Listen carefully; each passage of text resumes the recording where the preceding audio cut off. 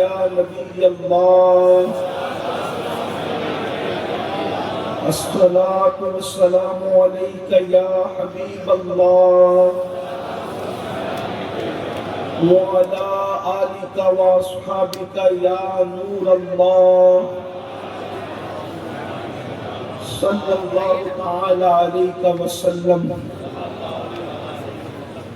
ذرے جھڑ کر تیری پیزاروں کے تاج سر بنتے ہیں، سیاروں کے ہم سے چوروں پہ جو فرمائے کرم، خلعت زر بنے پشتاروں کے۔ میرے آقا کا وہ در ہے جس پر ماتھے گھس جاتے ہیں سرداروں کے، تن من دھن تیرے قدم پر بارے، کیا نصیبیں ہیں تیرے یاروں کے۔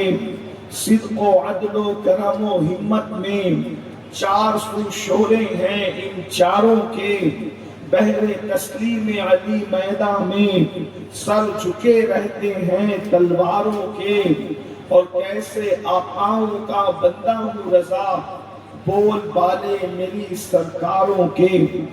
آج کی یہ محفل حضرت سیدی لال شاہ بابا رحمت اللہ علیہ کے عرس سراپا قدس کے موقع پر منعقد ہے۔ میں دیکھ رہا ہوں کہ 95% میرے سامنے نوجوان موجود ہیں۔ بہت دیر تک میں کوئی گفتگو تو نہیں کروں گا، لیکن چونکہ فتنے کے اس دور میں جو غلط فہمی نوجوانوں کے ذہن میں ہے، میں کوشش کروں گا کہ اس کو تھوڑی سی دور کرنے کی سعادت حاصل کروں۔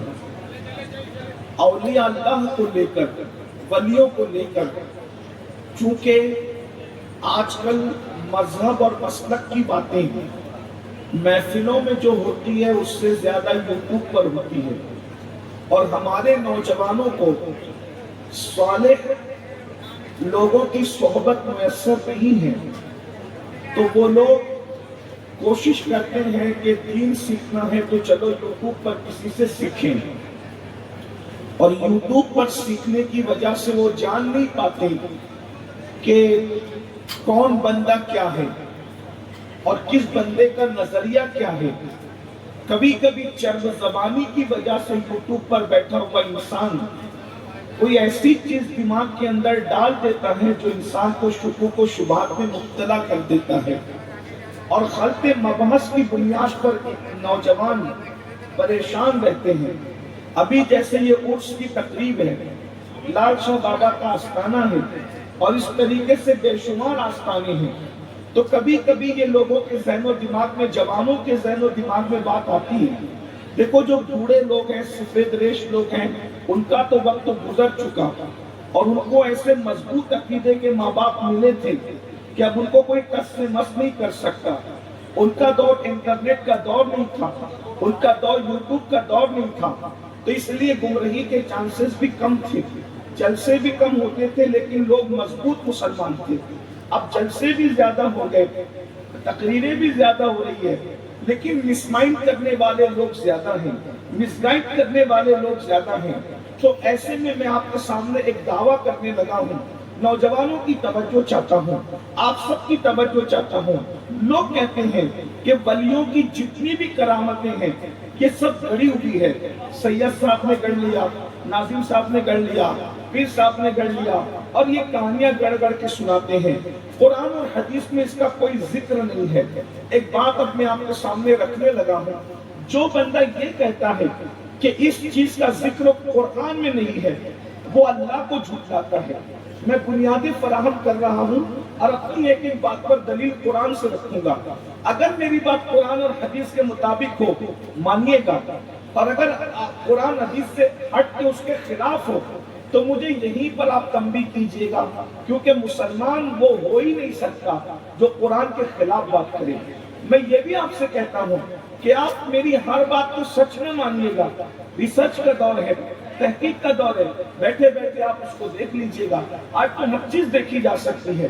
اب ذرا توجہ کرنا، اگر کوئی شخص یہ کہتا ہے کہ فلاں چیز کا ذکر قرآن میں نہیں ہے، وہ اللہ کو جھٹلا رہا ہے، کیونکہ اللہ قرآن میں کہتا ہے وَلَا رَتْبٍ وَلَا يَابِسٍ إِلَّا فِي كِتَابٍ مُبِينٍ کہ ہم نے ہر چیز کا بیان قرآن میں نازل کر دیا ہے۔ اب جب قرآن کہہ رہا ہے کہ ہر چیز کا بیان قرآن میں ہے، اللہ کہہ رہا ہے، قرآن کی آیت ہے، تو یہ کہنا کہ یہ چیز قرآن میں نہیں ہے تو اس کا مطلب یہ ہے بالکل ایسے ہی ہوگا جیسے ایک چھوٹے سے ننھے سے بچے کو آپ کسی سمندر کے کنارے لے جا کر کے کھڑا کر دیں اور کہا کہ بیٹا اس کے اندر جو ہے وہ کیا ہے، وہ بولے گا ابا چچا فلاں جو بھی آپ رشتہ رکھتے ہیں، پانی کے سوا اس میں کچھ نہیں ہے، وہ یہ کہے گا۔ لیکن اگر کسی مچھلی کو کھڑا کریں تو وہ بولے گا اس میں مچھلیاں بھی ہیں، مچھلیوں تک وہ رک جائے گا، کیکڑوں تک وہ رک جائے گا۔ لیکن اگر کسی ماہر غواص کو وہاں لے کر کے جائیں تو وہ کہے گا یہاں صرف پانی نہیں ہے، یہاں صرف مچھلی نہیں ہے، یہاں صرف کیکڑے نہیں ہیں، بلکہ اس کی تہ میں تو جو ہے وہ قیمتی موتی بھی موجود ہیں، وہ یہ کہے گا۔ اور پھر اللہ اکبر، اگر آپ کسی عالم کو کہیں، مفتی کو کہیں مفتی صاحب ذرا نکال کر کے لاؤ، وہ بولے گا نہیں بھائی یہ اپنا کام نہیں ہے۔ اگر وہ ہوشیار ہوگا تو بولے گا اپنا کام نہیں ہے، اس لیے کہ سمندر میں موتی تو ہے لیکن نکال کے لانا عالم کا کام نہیں، مفتی کا کام نہیں، انجینئر کا کام نہیں، ڈاکٹر کا کام نہیں، کسی غواص کا کام ہے جو جا کر اندر سانس روکنے کا ہنر جانتا ہے، موتیوں کو پہچاننے کا ہنر جانتا ہے، وہ نکال کے لائے گا۔ اگر کوئی بھی چلا گیا تو وہ موتی نکال کر لانے کے بجائے اپنی زندگی کا موتی بھی گوا کر کے آئے گا۔ اب آپ مجھے بتائیں جب سمندر کے اندر کتنی چیزیں ہیں، جس کا علم جتنا زیادہ ہے وہ اتنا زیادہ جانتا ہے، لیکن نکالنے کی طاقت سب میں نہیں ہے، سب کی فیلڈ الگ الگ ہے۔ جو جتنا ماہر ہوگا وہ اتنا قیمتی موتی نکال کر لائے گا۔ جب دنیا کے سمندر کا یہ عالم ہے تو خدا کا جو کلام ہے اس کے سمندر کا عالم کیا ہوگا؟ اس میں ہر چیز موجود ہے لیکن تم نہیں نکال سکتے۔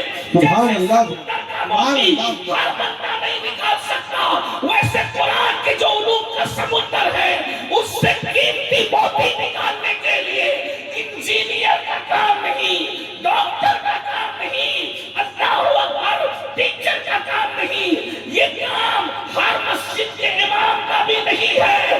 اگر امام اعظم جیسا غواص ہوگا تو وہ کتنی موتی نکال کر لائے گا، شافعی جیسا نعرہ تکبیر، نعرہ رسالت، علماء اہل سنت، اسے لال محمد شاہ علیہ الرحمہ، فیضان لال محمد شاہ علیہ الرحمہ، نعرہ واہ واہ، سبحان اللہ سبحان اللہ۔ امام اہل سنت جیسا غواص ہوگا وہ نکال کر کے لائے گا۔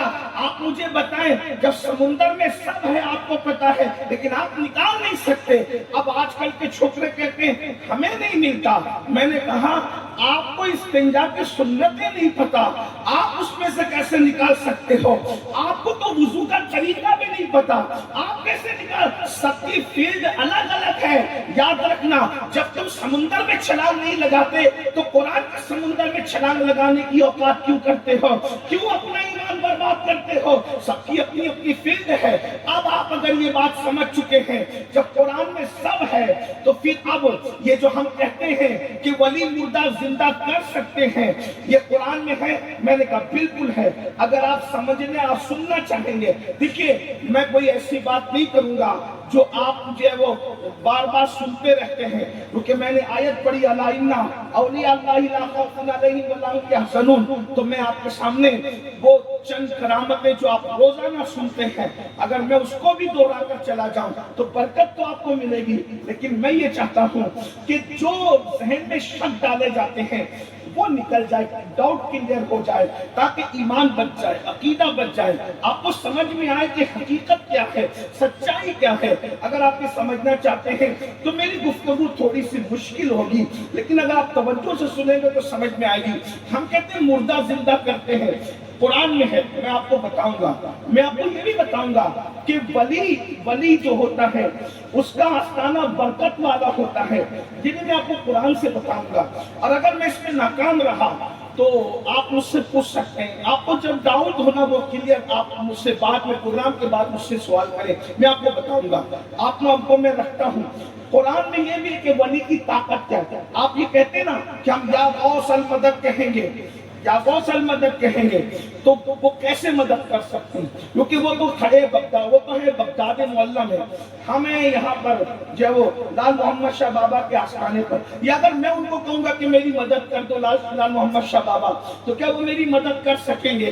کیا یہ قرآن میں ہے؟ میں نے کہا قرآن میں ہے، کیونکہ جب اللہ نے کہہ دیا ہم اللہ کو مان کے مسلمان ہیں، ہم کسی ملا کو مان کے مسلمان نہیں ہیں، اور ہم اسی عالم کی تعظیم کرتے ہیں جس کی باتیں اللہ کے کلام کے موافق ہوتی ہیں۔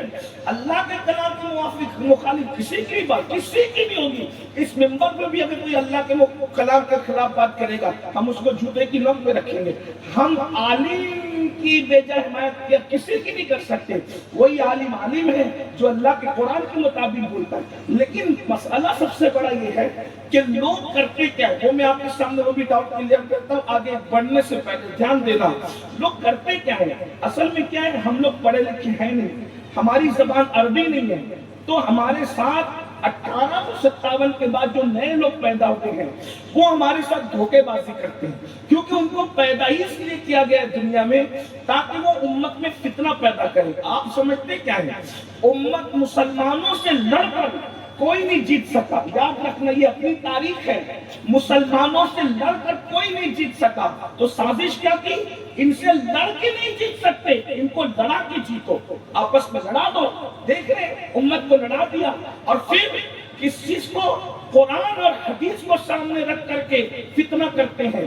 اس میں ہوتا کیا ہے، قرآن سب صحیح پڑھتے ہیں، قرآن سب صحیح پڑھتے ہیں، حدیث بھی سب صحیح پڑھتے ہیں، لیکن نتیجہ غلط نکالتے ہیں۔ نتیجہ غلط کیسے نکلتا ہے وہ آپ کو بتاتا ہوں، تاکہ آپ کو بتاؤں کہ چور کی چوری کیسے پکڑی جا سکتی ہے۔ دیکھو نتیجہ غلط کیسے آتا ہے، دھیان سے سننا۔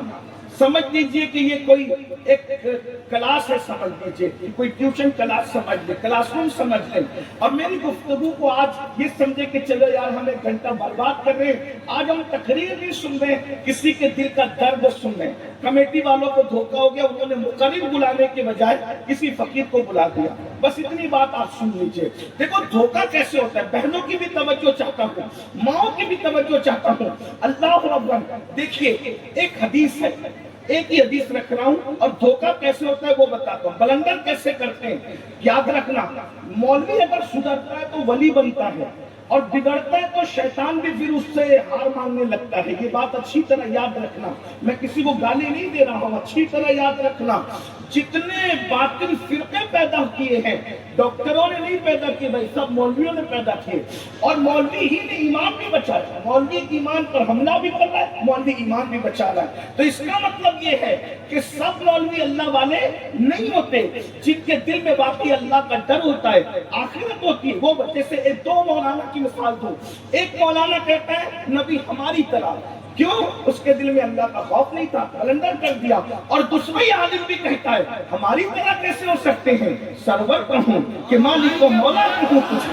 لیکن وہ کہہ رہا ہماری طرح، اور یہ بھی عالم ہے، وہ بھی عالم کہلا رہا ہے، لیکن اس کی بولی میں فرق دیکھو، سرور کہوں کہ مالک و مولا کہوں تجھے، باغ خلیل کا گل زیبا کہوں تجھے، کتنا نصیب ہو تجھے امید کے کہوں، کتنا نصیب ہو تجھے امید کے کہوں، مراد نہیں جانے مراد، کانے تمنا کہوں تجھے، مجرم ہو اپنے